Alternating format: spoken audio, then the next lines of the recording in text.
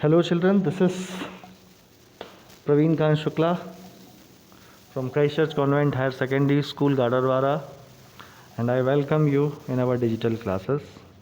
This video is for class 11th, subject business studies, and we are continuing with our subject, with our chapter, that is chapter 2, forms of business organization. Student, I have taught you the first form of business organizations, that is sole proprietorship or sole tradership. Okay, we have gone through the definition, salient features, etc., and I told you to read out the advantage and disadvantages of sole tradership, limitations. Okay, now today we have the next point to be discussed, that is legal restrictions.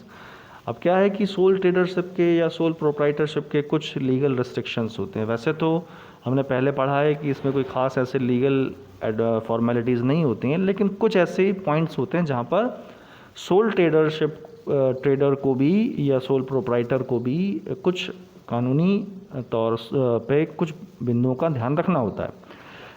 जैसे first point आप देखें, contractual capacity. इसके अंतर्गत businessman का या जो business start कर रहा है उसका 18 वर्ष कंप्लीट करना ज़रूरी होता है और दिमागी रूप से स्वस्थ होना ज़रूरी होता है। ठीक है। दूसरा देखें, वैलिड ट्रेड, तो उसका जो बिज़नेस है वह है वैलिड होना चाहिए, इलीगल नहीं होना चाहिए। इंसॉल्वेंसी एक्ट, इसके अकॉर्डिंग यदि कोई बिजनेसमैन दिवालिया घोषित हो जाता है, मतलब उसकी देनदारी ज़्यादा है, उसके पास जो इनकम है उसके कंपैरिजन में यदि उसकी देनदारी ज़्यादा है, वो दिवालिया है, तो कोर्ट की मदद से इससे निजात पा सकता है, इससे छूट उसको मिल सकती है। ठीक है।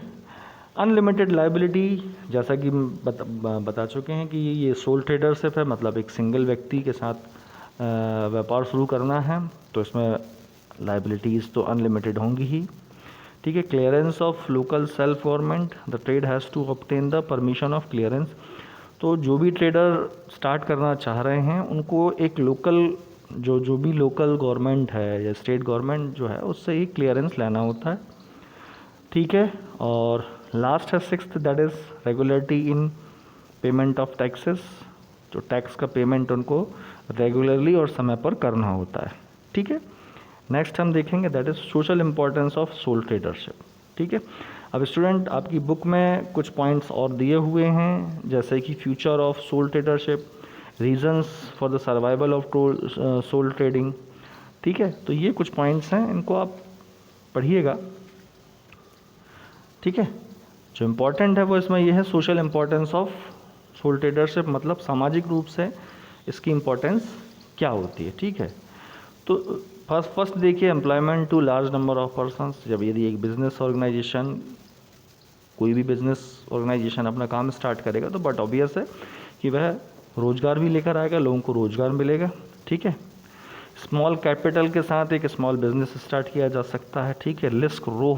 लो रिस्क होती है बहुत ही। ठीक है। और एक ही व्यक्ति है तो इनकम का डिस्ट्रीब्यूशन भी इक्वल होगा।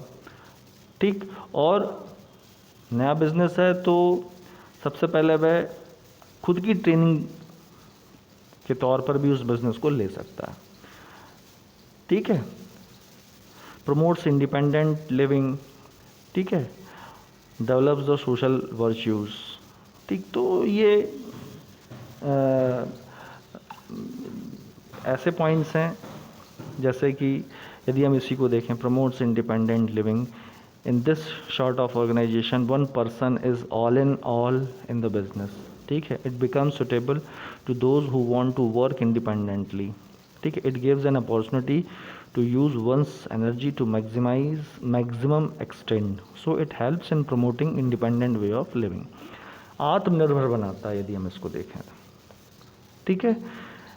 Develops social virtues. A sole trader has to face numerous problems keeping his business going. He is confronted with all sort of difficulties which he alone has to tackle. अब जब यह व्यक्ति अकेला है तो सारी समस्याएं, दिक्कतें जो आ रही हैं उसको अकेले ही टैकल करनी है, लेकिन वह उससे ओवरकम होता है, लड़ता है, झगड़ता है उन प्रॉब्लम्स के साथ और अपने बिजनेस को चलाता है। ठीक है। अब जो नेक्स्ट पॉइंट है वो है वन मैन कंट्रोल, मतलब एक व्यक्ति के हाथ में कंट्रोल होना।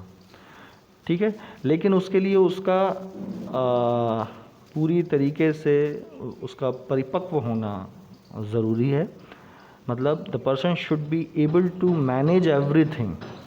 ओके, सो ये आपकी बुक में ये पॉइंट है जिसको मैंने यहाँ पर लिया हुआ है।